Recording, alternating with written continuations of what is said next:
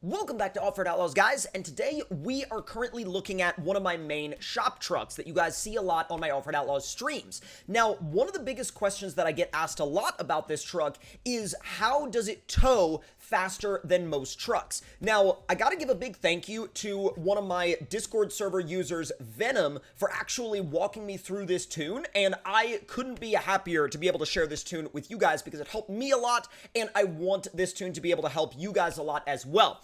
Now, full disclaimer, I only have this tune on this Ford at the moment, so it may have mixed results on other trucks, but it should be a pretty well suitable across the board tune. Now, what I'm going to do is I'm going to show you guys the tune first, and then we're going to hook up a gooseneck, take it out, test it with the gooseneck, and then take it out and test it with a pull behind. Now, the pull behind is going to go faster, or going to be able to be towed faster than the gooseneck will, but that's just because the game treats the gooseneck as a much heavier weight. But if you're having trouble getting your tow rigs to go past like 25 to 28 miles an hour, this tune should help you a lot. Now, another thing to note here is that this truck is on some pretty dang big tires, and if you were to kind of lower the tire size a little bit, you would probably be able to get it to go faster. But again, we're not talking about tire sizes in this video so much as we're talking about gear tuning. So let's go straight into the gear tuning and have a look at this tune itself. Now, I think it's pretty self-explanatory, but you need to have your engine built out all the way. You have to have your power built out all the way, and this truck is, of course, diesel swapped. So right off the bat, in your gear tuning, you're going to be upgraded to stage 5. It's also worth noting that in terms of dyno run stuff, we have the perfect setup on this truck already. Now, gearing wise, if the game decides it wants to work, there we go. First gear is going to be 3.2. Then the second gear is going to be 2.2. After that, you're going to have third at 1.6. Then fourth is going to be 1.3. And then fifth is going to be 0.8. Now, I'll walk you guys through that one more time just to be clear. First, 3.2. Second, 2.2. Third, 1.6. Fourth, 1.3, and fifth, 0.8, with low gear remaining untouched. Low gear doesn't really have anything to do with this. So now, we're going to go back into my main yard. We've already got this Denali 2500 Duramax drag truck on the gooseneck, and I'm going to go ahead and demonstrate to you guys real quick what this setup can actually do when you have a gooseneck behind it, and then after that, we're going to come back into the yard, grab a pull behind, and put the same truck on the pull behind, and you'll see how it goes even faster with the pull behind. So we're going to go into one of my personal favorite maps for testing, and that is going to be Twin Rivers Lake. I usually just type in lake, and then One Man Wolfpack, the author, pulls up right there. And as we load into the community map, I'm going to talk to you guys about a couple of other things. Now, I have seen some people saying in the comments and in the streams recently that their Discord links haven't been working correctly.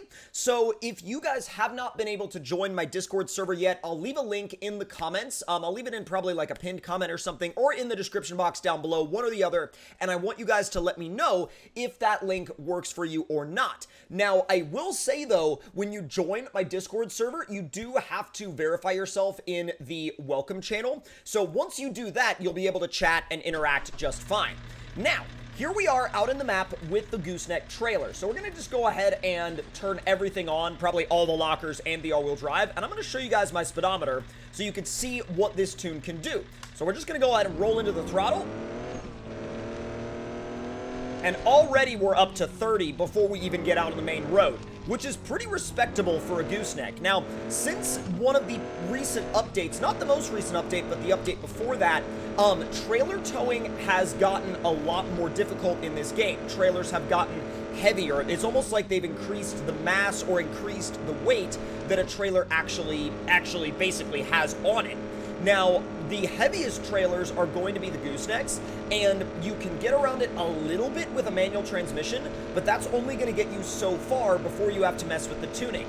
This tune allows you to go 30 or even more in some cases with a gooseneck trailer. Now, before this tune, with a gooseneck trailer, I was only going maybe 24 to 26 miles an hour. Now with a gooseneck trailer, I'm going 33 to 35, depending on the road surface. Now, I will also say that if you go all the way back down to a complete stop, and then rev the truck all the way out and stay flat out on the throttle, you'll be able to get some faster speeds up on main roads. As you can see right here, we're going about 35, which is pretty respectable actually for a gooseneck trailer. Now, as you'll see once we go back to the yard, the pull-behind trailers get towed even faster. So let's go back now and swap the gooseneck out for a pull-behind. Now, one other thing that I want to go ahead and let you guys know is, again, make sure that you have your upgrades all maxed out. My power, my grip, my weight, and my durability is all maxed out, and engine-wise, I'm running a diesel swap with a Stage 4 turbo build. That is very important, and if you don't have that done, this tune will not either work properly or just won't work as well as it did before. So we're going to go ahead and unequip the trailer. That's going to unload the Duramax drag truck, and now we're going to go grab a pull-behind trailer, and it's going to be a really simple one, really basic one, and if you don't have one of these, they are extremely cheap, like extremely, extremely cheap. And I've got to tell you, if you want to be able to tow something around a map really, really quickly and without much issue at all, I would definitely recommend this pull-behind right here over the gooseneck. It's not that the gooseneck is bad. I really like the gooseneck. I love the way it looks. I love the way it feels. I love the way it brings kind of a more realistic dynamic to the game. However, again, I will make it clear that this one is going to net you another 10 to 15 miles an hour on average in terms of towing speed than the gooseneck will provide. So in order to keep things fair, we're going to grab that same GMC, we're going to load it onto the trailer, and then we're going to head back out to the exact same map to show you guys the big difference that the trailer weight makes in terms of even with this tune. So let's go back into my favorites. We'll go back out to Twin Rivers Lake, go ahead and hit the play button and jump right on in. Now, I want you guys to let me know in the comment section down below what vehicles you try this tune with and how it works for you guys. Because if you try this tune on the same truck and you get the same results, that's great. If you try it on a different truck and you get the same results, that's even better. But if you try it on a different truck and you maybe get mixed results, I would love to know about that as well, because that way we'll be able to try to figure out and refine what elements of this tune need to be changed depending on what truck you're using or what kind of setup you're using. And of course, do remember that you can get more speed by making the tire size smaller on your tow rig. So if I was to take my F350, for example, and, you know, make the tires a little bit smaller in diameter, I guarantee you that my towing speed would go up. So we've got our drop hitch all set up and ready to go. And I'm going to show you guys my speedometer again, and as you can see, it's going to climb a whole heck of a lot faster now. Yeah, big difference. Huge difference, actually. Make it around the corner, come on. Now, the back road is going to be kind of similar, but as you can see, once the truck starts to pick up speed, I mean, yeah, we're going almost 40, and it also shifted up. Now we are, well, we were almost going 40, and then we hit the wall. But the big thing is, that is not a speed that we were achieving with the gooseneck. The gooseneck is just going to automatically make everything heavier and slow everything down. So let's see, about 37 miles. Okay, whoa. Okay, we were about to flip the truck over. Let's not do that. But once we get onto the main road, this thing will easily do over 40 miles an hour with this tune. There's 40, 41 we saw right there on the dash. All right, come on. And the biggest thing about this is that it can maintain those higher RPMs a lot more efficiently and a lot more effectively with this setup and with the pull-behind trailer. So you can do about, give or take, 40 miles an hour with this setup on this truck. So, you know, with that in mind, it almost makes me kind of feel like I would rather use the pull-behinds more often, because you don't feel like you're getting bogged down by the weight of the gooseneck trailer all the time. Now, I completely understand if you still prefer to use the gooseneck trailer, especially with its, you know, stylistic appeal. I mean, the gooseneck trailers are just cool. There's no way to get around that. The gooseneck trailers are just plain freaking cool. However, again, if you're looking for that fastest way to get your trucks towed around the map, it's gonna be this little pull-behind flatbed. It really is, and there's not much of a way to get around that. Now, one thing I will say is that it will slow back down to about 28 to 30 miles an hour if you stay in the in the throttle for too long.